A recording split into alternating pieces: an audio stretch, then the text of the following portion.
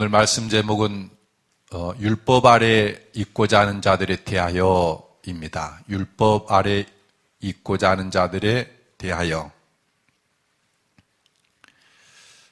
지난주 우리가 예수님이 이 땅에 무엇 때문에 오셨는가에 대해서 말씀을 듣기를, 예수님이 이 땅에 오셔 십자가에서 죽으신 이유가 율법 아래에 있는 자들을 속량해서 건져내서 아들의 명분을 얻게 하기 위한 것이다.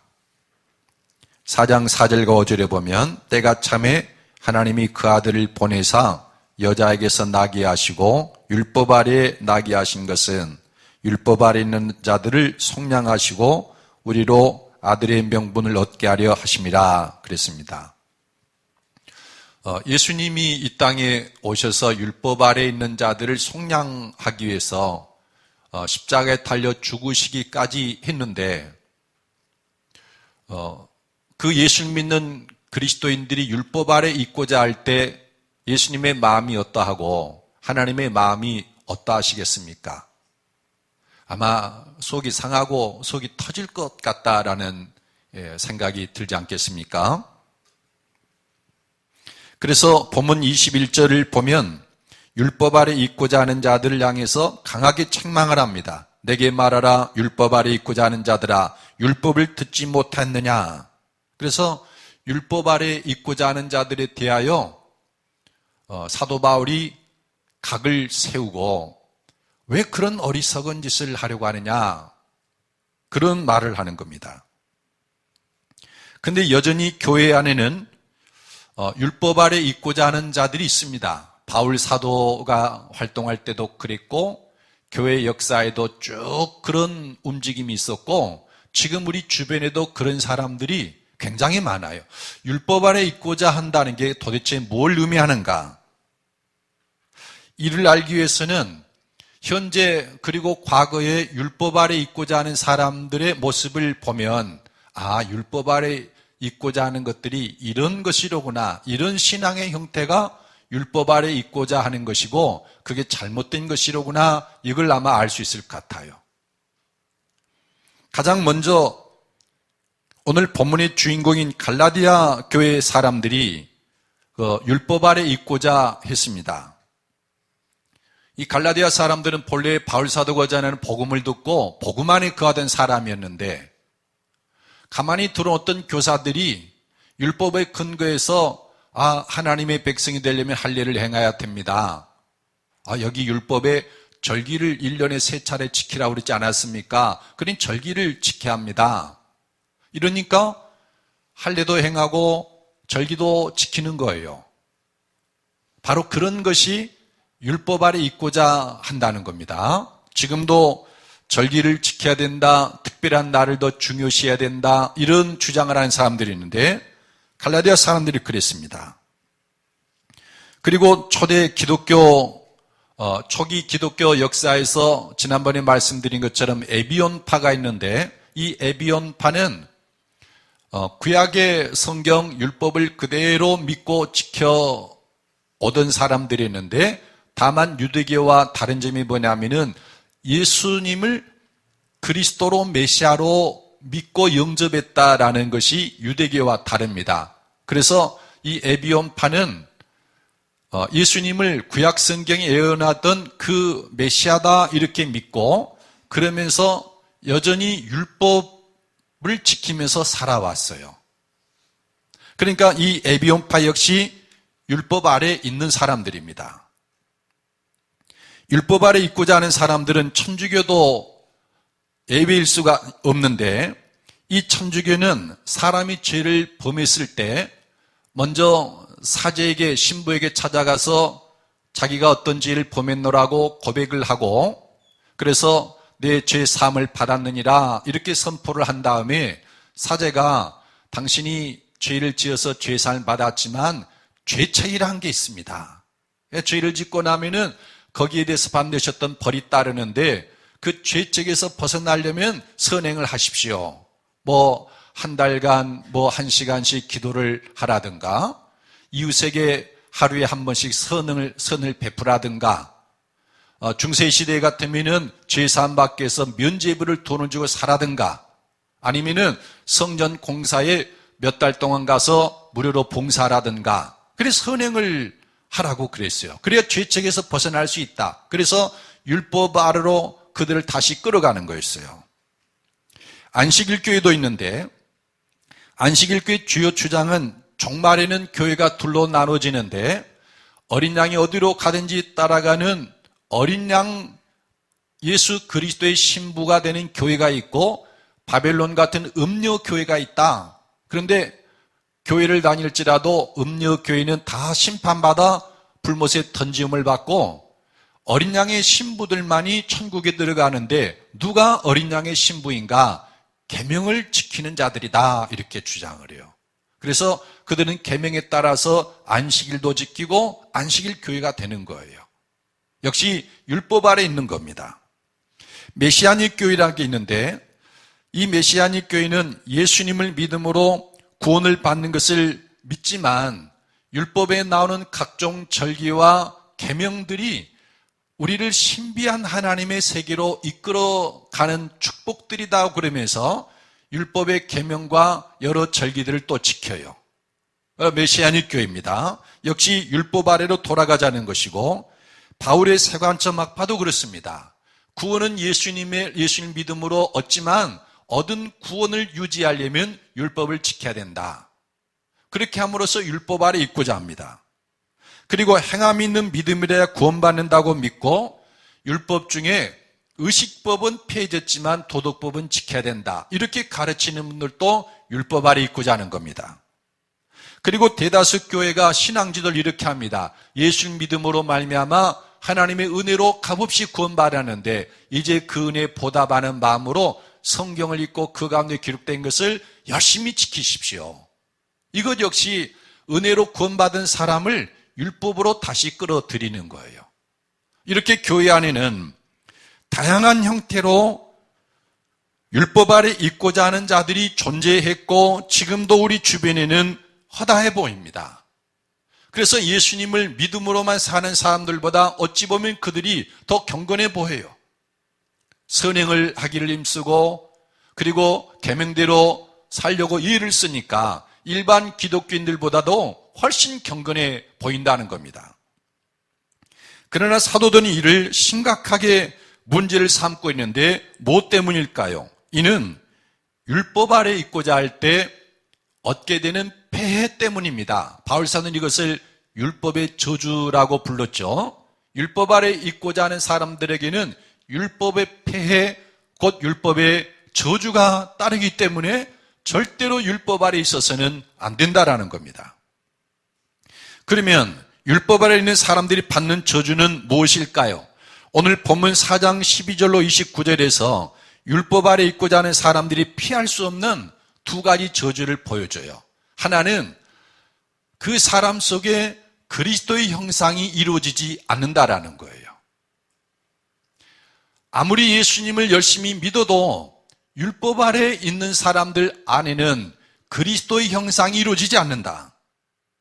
여러분, 하나님의 소망은 하나님을 믿는 저와 여러분 안에 그리스도의 형상이 이루어지는 것을 소망하고 계셔요. 또 그걸 위해서 우리를 부르셨습니다. 그런데 율법 아래 있는 자들은 아무리 열심히 믿어도 우리 안에 그리스도의 형상이 이루어지지 않습니다. 이것이 율법 아래 있는 사람들에게서 나타나는 한 가지 저주라는 거예요. 여러분이 19절 함께 읽어보십시다. 19절의 말씀 시작. 나의 자녀들아 너희 속에 그리스도의 형상을 이루기까지 다시 너희를 위하여 해산하는 수고를 하노니 나의 자녀들아 너희 속에 그리스도의 형상을 이루기까지 다시 너희를 위하여 해산하는 수고를 하노니.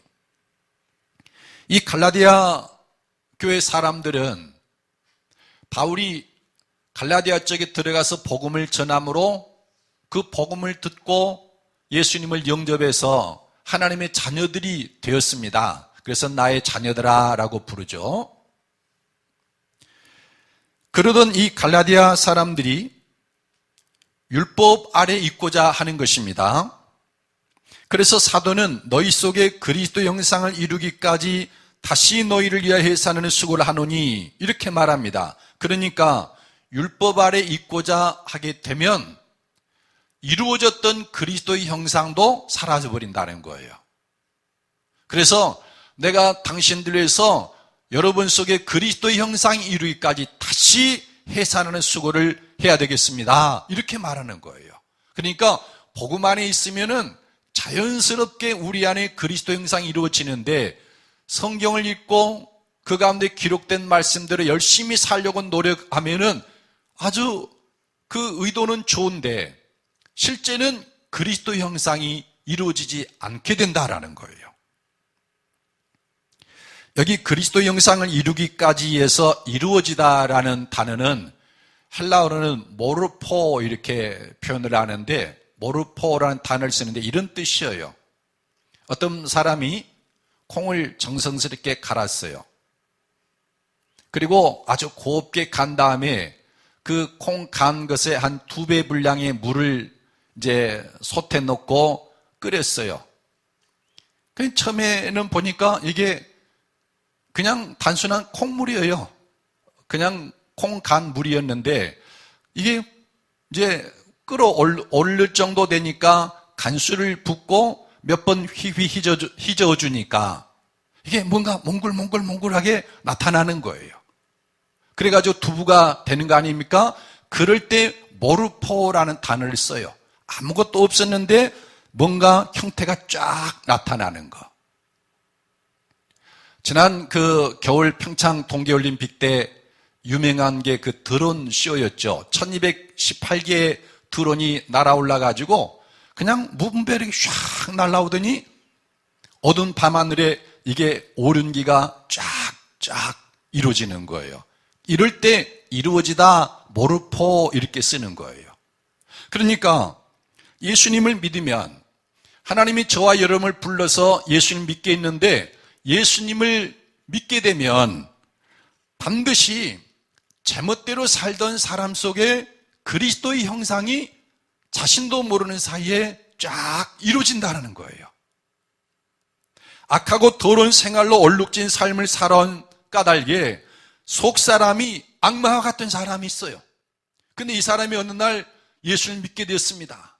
회개하고 복음을 믿었어요. 그러면은 악마와 같은 형상은 흔적도 없이 사라지고 그 속에 예수님의 형상이 딱 이루어지는 거예요. 더럽고 누추하던 인격을 가진 사람이 예수님을 영접하면 그 속에 그리스도의 형상이 이루어지는 거예요. 이게 복음이고 이게 믿는 능력인데 사람이 복음 안에 거하지 않냐고 율법 아래 거하면 이 그리스도의 형상이 이루어지지를 않는다라는 겁니다. 이게 율법의 저주다라는 겁니다. 교회를 열심히 다니고 올해 몇십 년 예수님 믿었는데 그리스도의 형상과는 전혀 상관없이 제멋대로 사는 분들이 있어요. 그 중에는 목사도 있고 장로도 있고 그렇습니다. 예배가 없어요. 누구에게나 이 악마 같은 형성이 나타납니다. 왜 그렇습니까? 믿음의 방식이 잘못됐다라는 거예요. 사람이 복음 안에 거해야 되는데 그렇지 않게 되니까 그리스도 형상이 나타나지 아니하고 예수님 믿음을 가졌으면서도 그 속에 잘못된 사람이 웅크리고 앉아있다라는 겁니다. 왜 사람이 복음 안에 거할 때 그 속에 그리스도 형상이 나타날까요? 복음이라는 것이 예수님이 우리를 위해서 십자가에 죽으셨는데 그 예수님 믿으면 내가 그리스도와 함께 십자가에 못 박히고 그래서 나는 죽고 그리스도가 내 안에 살게 하는 것이기 때문에 그렇습니다. 여러분 그리스도가 내 안에 사는데 우리의 인격 안에서 그리스도 형상이 안 나타나겠습니까? 주님 나는 그리스도와 함께 십자가에 못 박혔습니다. 나의 옛사람이 악한 모습이 추한 모습이 이 더러운 내 인격체가 그리스도와 함께 십자가에 못 박혀 죽었고 이제부터 그리스도께서 내 안에 사십니다. 아멘. 저는 이 복음을 믿습니다. 그러면 여러분 하나님이 능력으로 그 사람 속에 그리스도의 형상을 이루시는 거예요. 그런데 복음 안에 거하지 아니하고 믿음 안에 거하지 아니하고 율법 안에 거하면서 내가 내 열심 가지고 율법의 계명을 지키려고 하면 아무리 애를 써도 그리스도의 형상에 나타나는 것은 아니다라는 거예요. 율법의 저주입니다. 또 한 가지 이 율법 안에 거하는 사람들이 받게 되는 저주가 있는데 그건 뭐냐면은 하나님 나라를 유업으로 누릴 수 없다라는 겁니다. 하나님의 나라를 유업으로 누릴 수 없다. 아니, 예수님 믿는 목적이 하나님 나라 들어가는 것이고 천국에 들어가는 것인데 율법 아래 거하면 예수님 믿어도 하나님 나라를 유업으로 받을 수가 없다. 이거예요. 21절에서 사도는 내게 말하라 율법 아래 있고자 하는 자들아. 그러면서 율법 아래 있는 자들에 대해서 이제 각을 세우죠. 그리고 사도는 율법 아래 있고자 하는 자들의 어리석음을 보여줍니다. 여러분 21절 23절 보십시다. 21절에서 23절 시작. 내게 말하라 율법 아래 있고자 하는 자들아 율법을 듣지 못하였느냐. 기록된 바 아브라함에게 두 아들이 있으니 하나는 여종에게서 하나는 자유 있는 여자에게서 낳았다 했으며 여종에게서는 육체를 따라 낳았고 자유 있는 여자에게서는 약속으로 말미암았느니라. 여기는 이제 아브라함을 지금 말하고 있습니다. 믿음의 조상 아브라함을 말하고 있는데 아브라함에게는 두 아들이 있었죠. 물론 8명이 있었지만 후처에게서 낳은 자식들은 이제 생략해버리고 두 아들만을 지금 말하고 있습니다. 하나는 여종, 하갈이죠. 여종에게서 낳았는데 그 아들 하갈에게서 난 여종에게서 난 아들은 육체를 따라 낳았어요. 육체를 따라 낳았다. 다른 하나는 자유하는 여자 사라죠. 자유하는 여자에게서 낳았는데 약속을 따라 낳았어요. 그러니까 아브라함에게 두 아들이 있었는데 하나는 육체를 따라 낳고 하나는 약속을 따라 낳았다라는 겁니다. 무슨 말일까요? 아브라함이 나이가 많은 이제 먹었는데 자식이 없어요. 그래서 걱정하던 참에 아내 사라가 남편에게 그러는 겁니다. 여보, 내가 참 당신에게 미안해요. 이 나이 되도록 자식을 못 낳아서 정말 미안한데 여보, 내 몸종 하갈을 사용해서 좀 아이를 낳았으면 좋겠다. 어렵게 부탁을 했고, 그래 마지못해 아브라함도 상속자가 있어야 되겠기에 그 몸종 하갈을 첩으로 맞아들여서 결국 아기를 낳았어요. 왜? 육체를 따라 낳은 거 아닙니까? 사람의 지혜, 사람의 노력 이런 것으로 낳았어요. 육체를 따라 낳았어요. 근데 약속을 따라 낳은 아들이 있어요. 아브라함의 나이 100세가 다 됐는데 하나님이 어느 날 아브라함을 방문했어요. 내년 이맘때에 내 안에 사라에게서 아들이 있을 것이다 이러시는 거예요. 아니 하나님, 제가 지금 이 나이에 무슨 여기 이스마엘 하갈에게서 난 이스마엘이 있는데 이건 됐습니다. 근데 아니야, 내 안에 사라로부터 아들을 낳을 것이야. 아들이 사라가 내게 아들 낳아줄 것이야. 하나님이 약속을 하는 거예요. 그러니까 아브라함이 자기를 볼 때는 자기는 아무 능력도 없는 거예요. 아기를 낳을 수 있는 능력도 없고 사라는 이미 경수가 끊어져 있는데 그러나 하나님의 약속을 꽉 믿고 붙잡은 거예요. 그런데 1년 뒤에 진짜로 아들을 낳은 겁니다. 하나님의 능력으로. 그래서 약속을 따라 난 아들이에요. 이것은 비유로 그리스도인이라고 해서 모두 동일한 것은 아니다라는 걸 보여줍니다. 하나님을 믿는 그리스도인들 중에도 자기 육체를 따라서 하나님을 섬기는 사람들이 있어요.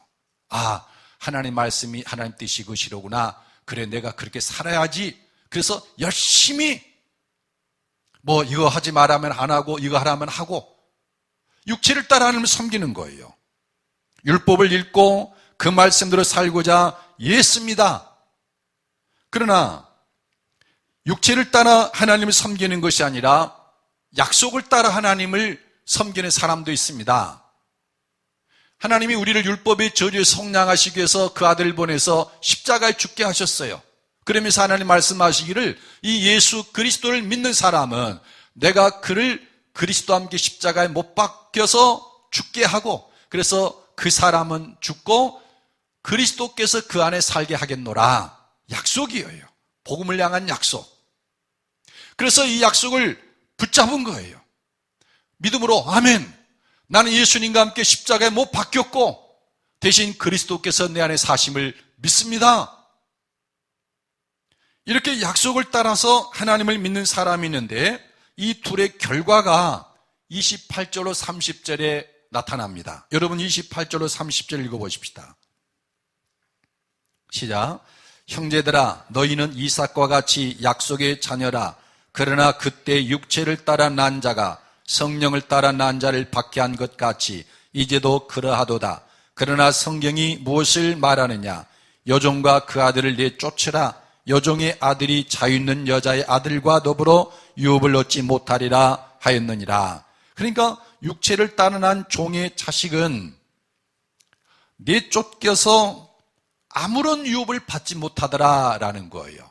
그러니까 여종 하갈이 낳은 이스마엘은 육체를 따라 낳았는데 약속을 따라 난 이삭에게 모든 유업을 다 물려주고 상속시켜주고 종의 자식인 이스마엘은 하나도 상속을 시켜주지 아니하고 집에서 내쫓더라라는 거예요.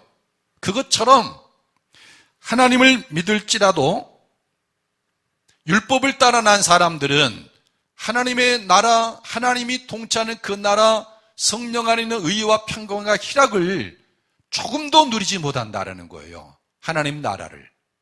근데 복음 안에서 약속을 따라서 하나님을 섬기는 그런 사람들은 그 안에 자연스럽게 의와 평강, 희락이 충만해지고 하나님의 생수가 가득해진다는 겁니다. 유업을 누릴 수 있다는 겁니다. 그래서 율법 아래 있고자 하는 사람들이 갖게 되는 두 번째 이 폐해 저주는 열심히 하나님을 믿고서도 그 삶에 하나님 나라가 없다는 거예요. 아마 여러분도 주변에서 그런 분들을 많이 보실 겁니다. 아, 저분은 교회 열심히 다니고 교회에 어떤 일도 맡고 있는데 왜 가정은 저럴까? 왜 저 사람 옆에 가면은 쏨뱅이 옆에 가는 것 같을까? 나를 감싸주고 사랑으로 베풀고 그 안에 생수를 흘러보내서 나를 기쁘게 만들고 만족하게 만드는 그런 삶은 저 사람은 전혀 없을까? 나보다 신앙이 더 좋은데. 이거는 율법 안에 거하기 때문에 그런 거예요. 만나면 그러면 왜 그렇게 못 사냐고, 하나님 뜻은 이건데 왜 그렇게 안 사냐고 책망만 하는 거예요. 그리고 본인도 실제로는 그러지 못하는 거예요. 그런데 복음 안에 거하는 사람들은 그 안에 그리스도의 형상이 이루어지고 하나님 나라를 누리며 삽니다. 율법 아래 사는 사람들은 그게 안 된다라는 거예요.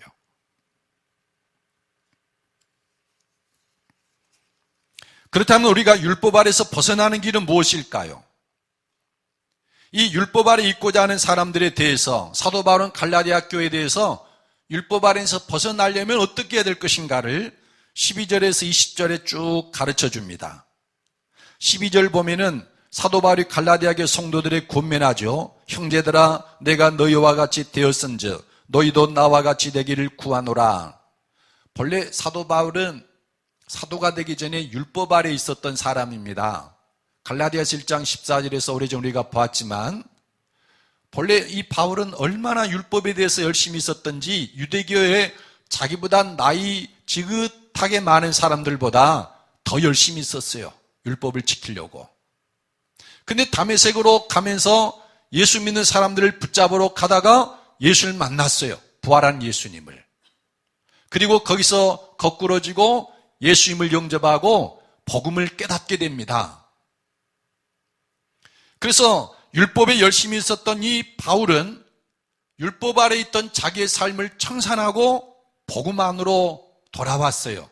내가 그런 것처럼 여러분도 그러십시오. 이렇게 말하는 거예요. 이 12절의 말씀이 형제들아 내가 너희와 같이 되었은즉 너희도 나와 같이 되기를 구하노라. 그 후에 13절로 20절은 갈라디아 사람이 율법 아래에서 벗어나서 복음 안에 거하기 위해서는 어떻게 할 것인지에 대해서 말씀을 합니다. 율법 아래에서 벗어나서 복음 안에 거하려면 어떻게 해야 될까요? 첫째는 두 가지가 있는데 오늘 이 12절에서 20절이 말하는 것은 두 가지를 말해주는데, 첫째는 복음을 전하는 일을 가까이 하라라는 거예요. 복음 전하는 일을 가까이 하라. 왜냐하면 믿음은 들음에서 납니다. 그러므로 그리스도인이 율법 아래 있지 않고 복음 안에 거하려면 이 복음을 알고 복음을 전하는 사람을 가까이 해야 된다라는 거예요.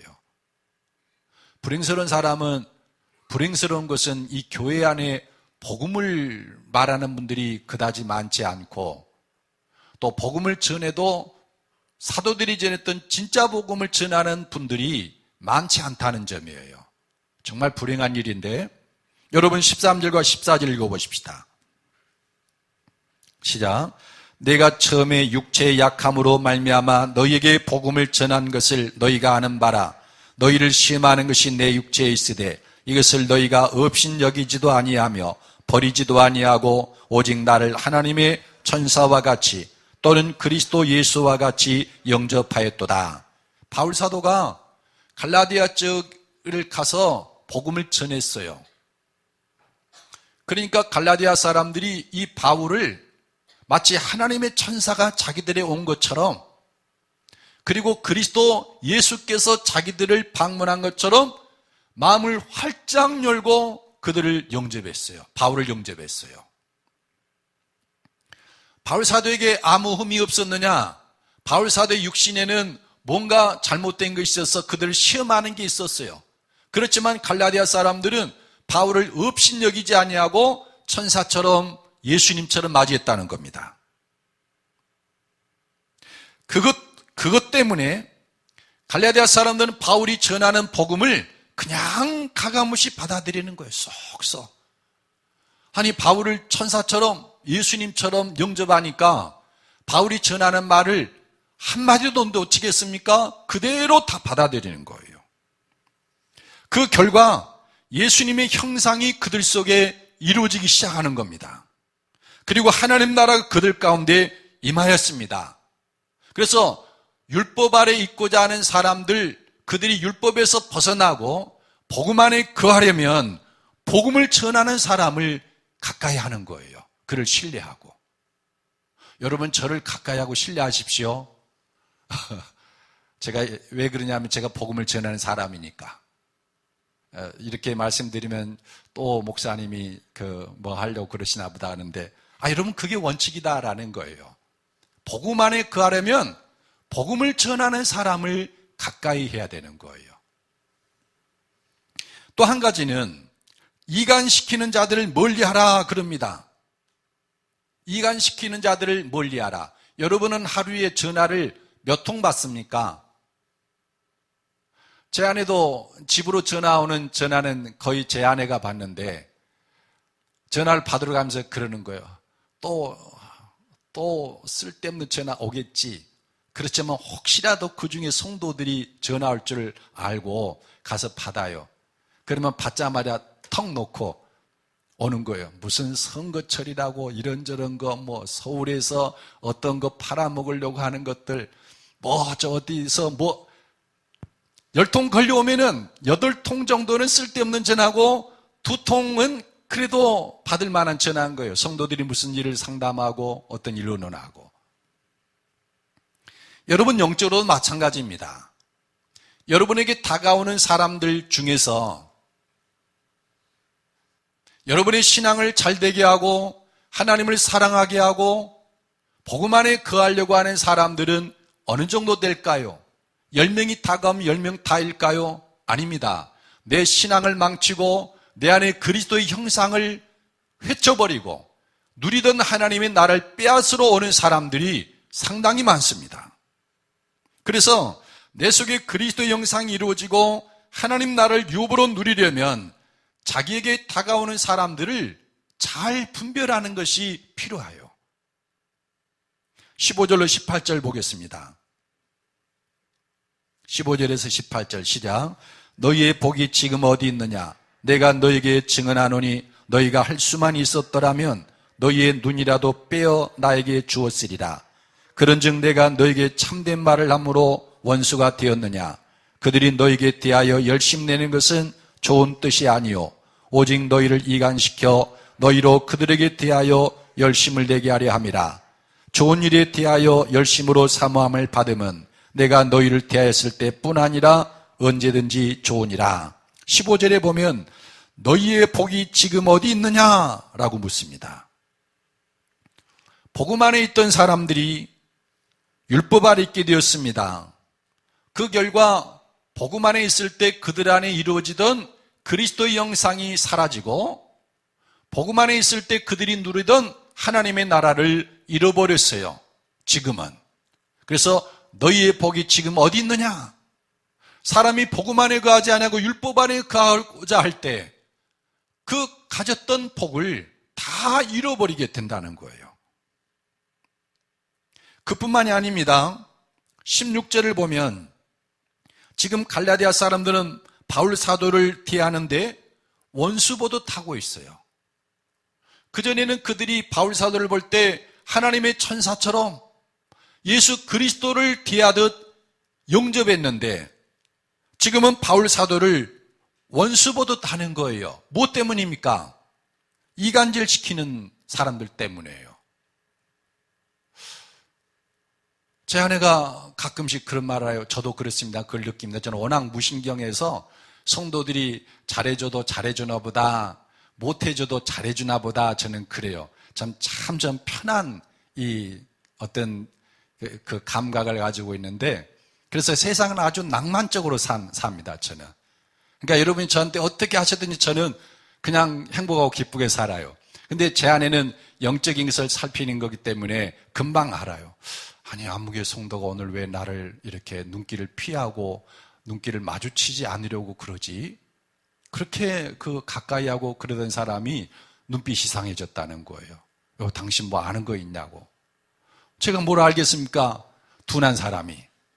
근데 한참 지나고 보면은 누군가 그 사이에 끼어들어 우리에 대해서 안 좋은 말을 한 거예요. 그러니까 그 말이 진실로 알아듣고는 눈빛이 안 좋은 거예요. 그래서 복음을 전하는 자와 복음을 듣는 사이에는 끼어들어서 이간시키는 사람들이 있다라는 거예요. 그걸 잘 분별해야 복음 안에 거할 수가 있다라는 것입니다. 아니 여러분 목회자가 저나 제 아내가 하는 일이 뭐겠습니까? 복음 전하고 하나님 말씀대로 살라고 설교하고 위에서 기도해주고 또 여러분 어려운 일이 있으면은 그 사람의 아픔이 우리 아픔인 것처럼 생각하고 같이 기도하고 그래서 우리가 성도들한테 지은 죄는 하나님 말씀 전한 죄, 복음 전한 죄, 위에서 기도해 준 죄, 바르게 열심히 살자고 하는 죄, 주님을 열심히 섬기자고 하는 죄, 그것밖에 없는데 왜 이런 일들이 종종 일어나는가? 아니 여러분 신실한 분들도 한 번은 휘청거리는 분들이 꼭 있어요.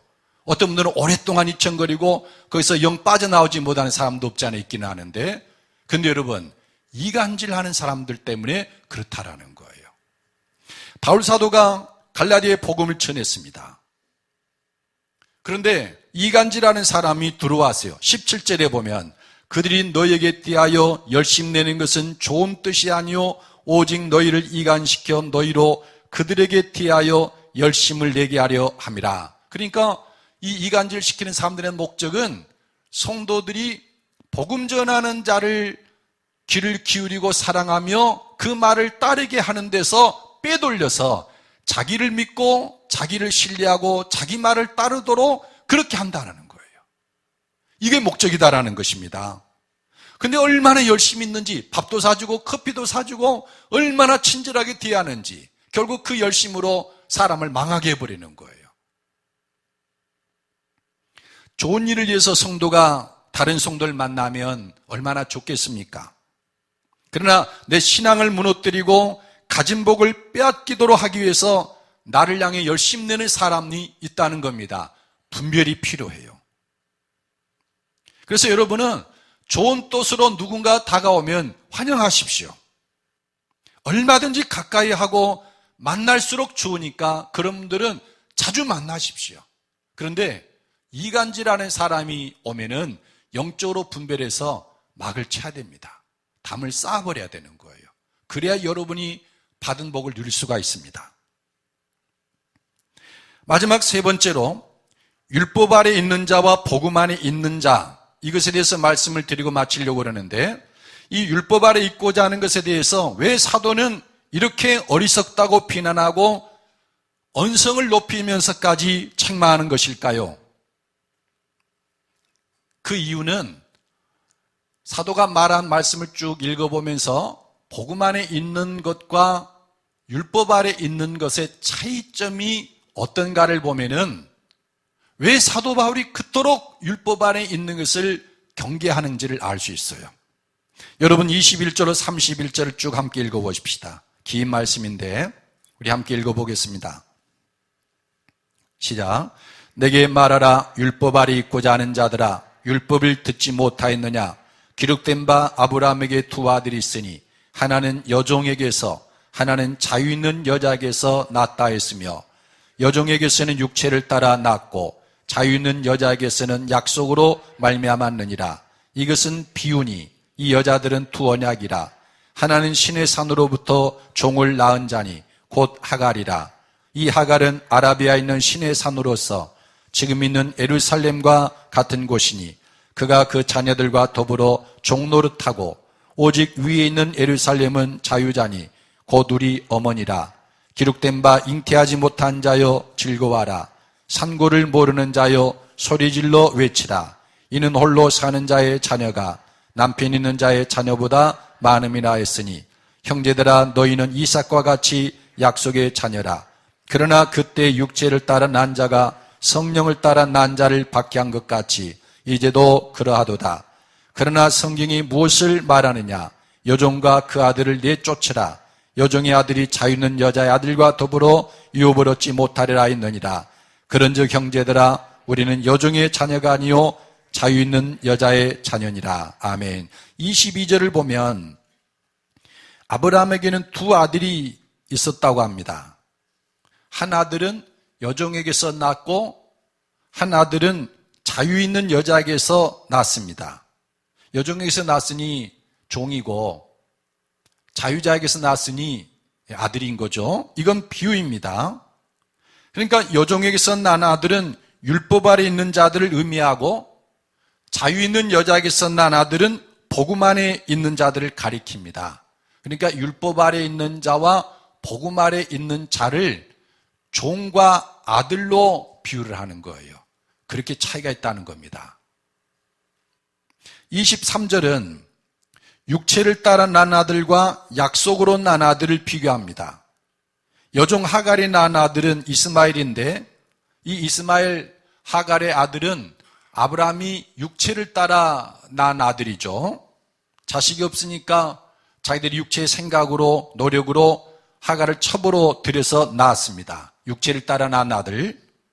근데 오랜 후에 사라가 낳은 아들은 약속을 따라 난 아들입니다. 아까 말씀드린 것처럼 하나님이 내년 이맘때 사라가 내게 아들을 낳아줄 것이다. 그래서 아브라함은 그 약속을 믿었어요. 그랬더니 하나님이 능력으로 아이를 갖게 만들고 아이를 낳게 만들어 주신 거죠.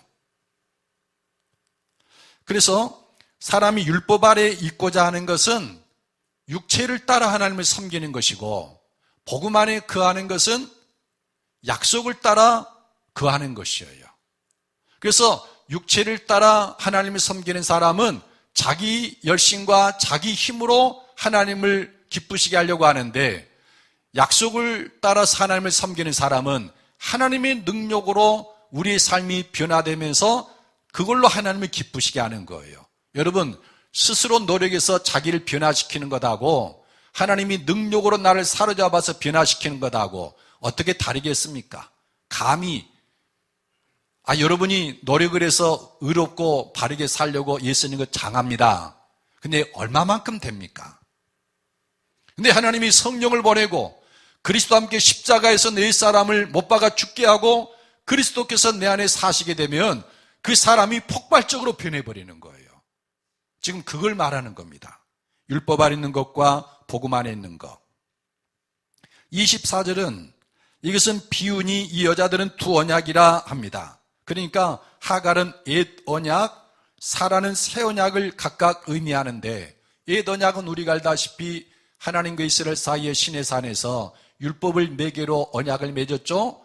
너희들 내가 명하는 율법을 좌우로 치우치지 말고 흠없이 지켜. 그럼 내 백성 될 거야. 예, 그러겠습니다. 이게 옛 언약이에요. 근데 이스라엘이 실패합니다. 왜냐하면 자기 육체에 죄법이 있어요. 하나님 뜻대로 살려고 애를 쓰지만 자고 나면 달라지는 거예요, 마음이. 그래서 이 죄법이 자꾸 죄로 자기를 끌어가서 실패하니까 하나님이 안 되겠다. 내가 새 언약으로 저들과 언약을 맺어야 되겠다. 그래서 예수님 보냈고 예수님을 십자가에 못 박아 죽임을 당하게 하고 죽은 자에서 부활했어요. 이 십자가와 부활의 복음을 믿으면 하나님이 대신해서 그를 예수님과 함께 십자가에 못 박아 옛사람을, 못된 행동하던 옛사람을 그리스도와 함께 십자가에 못 박고, 그리고 그 사람을 그리스도와 함께 살려서 새로운 삶으로 바꿔주시는 거예요. 이게 새 언약입니다. 근데 율법 아래 있고자 하는 사람은 실패한 옛 언약으로 돌아가는 것이고, 복음 안에 거하는 사람은 이 새 언약에 거하는 것이다. 25절은 율법 아래 있고자 하는 자들은 그 자녀들과 함께 종노릇한다라고 했습니다. 반대로 26절을 보면 복음 안에 거하는 자는 자유자입니다. 그러니까 율법 아래 있고자 하는 것은 자유자가 누리는 자유를 버리고 종이 되고자 하는 것과 다름이 없다라는 겁니다. 그러니까 하나님을 믿고 신앙생활에도 율법 아래 있으면은 종과 다름이 없다. 엊그제 서로 등록한 교우 가정을 방문해서 구원 상담을 하고 이제 생강차 내오는 것을 마시는데, 이제 가장이신 성도님 옆에서 딸내미가 이렇게 앉아가지고 이렇게 기음을 떨면서 그러는 거예요. 이제 생강차를 내오셨기에 제가 아빠 그 생강차를 살짝 밀어주면서 네 컵에 따라 마셔 이렇게 했더니 그걸 자기 컵에다 따라가지고 먹는 거예요. 아빠도 흐뭇해하고 보는 우리도 흐뭇해하고, 참 부럽다. 부러우면 지는 건데. 근데 여러분, 만일에 거기서 종이라면 그 일을 했겠습니까? 그랬다는, 감히 어떻게 그런 일을 합니까? 주인에게 온 차를 자기가 따라서 마셔요? 어디 원감상심. 근데 아들이니까, 딸이니까 그러는 거예요. 이게 복음 안에 거하는 사람과 율법 아래 거하는 사람의 차이다라는 거예요, 하나님 앞에서. 29절을 보면 육체를 따라 난 자와 성령을 따라 난 자를 대조합니다. 그러니까 율법 아래 있는 사람은 육체를 따라 난 자이고 복음 안에 있는 자는 성령을 따라 난 자입니다. 그러니까 율법 아래 있으면 하나님 말씀으로 살려고 예를 써도 내 안에 죄법이 있어서 육체가 약하니까 실패하고 또 실패하는데, 복음 안에 거하면 하나님이 성령을 보내서 내 안에 성령이 계시니까 나를 이끌어 가시는 거예요. 사람을 변화시키고 새롭게 만들고, 그리고 그 안에 생수가 마르지 않은 샘물처럼 흐르게 됩니다. 30절을 보면 여종과 그 아들을 자유 있는 여자와 그 아들과 비교합니다. 그러니까 여종의 아들이나 자유하는 여자의 아들이나 한 집에서 먹고 살아요. 같은 음식 먹고 같이 아버지라 부를 수도 있겠죠. 한 집에서 살고. 그런데 막상 상속을 나누게 될 때 종은 상속을 얻지 못해요. 아들 것, 전부 아들 것 되는 겁니다. 그런 것처럼 사람이 복음 안에 거하면 하나님이 주인이신 하나님의 나라를 상속받아 유업으로 지금 여기에서 그 나라를 누립니다. 그런데 율법 아래 있는 사람들은 종이나 다름이 없어서 하나님을 믿어도 하나님 나라를 못 누린다 이거예요. 31절은 여종의 자녀와 자유 있는 여자의 자녀를 비교하고, 진정한 그리스도란 여종의 그 자녀가 아니라 자유 있는 여자의 자녀라고 말을 합니다. 진정한 그리스도인은 자유 있는 여자의 자녀, 진짜 아들이다. 그 안에 그리스도의 형상이 이루어지고 그 삶 속에 하나님의 나라가 힘있게 임해서 천국이 되어버린다라는 거예요. 말씀을 맺겠습니다.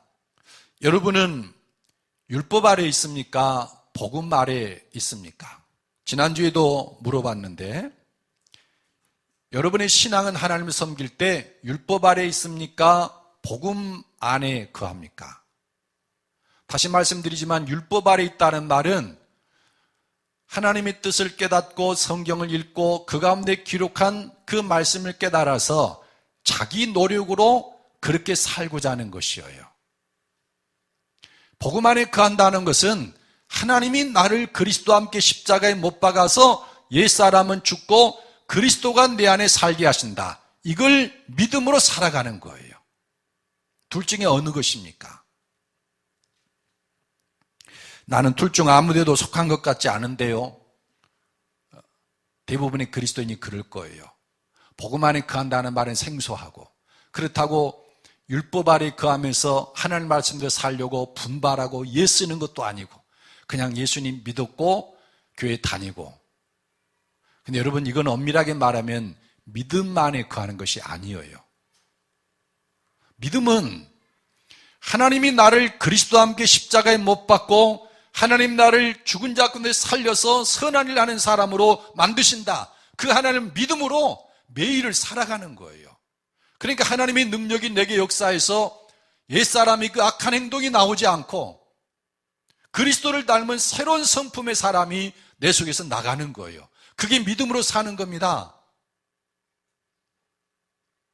믿음으로 산다? 나 예수님 믿었죠. 어렸을 때부터 믿었는데요. 교회 다닙니다. 그것이 믿음으로 사는 것이 아니에요. 하나님이 나를 변화시킨다.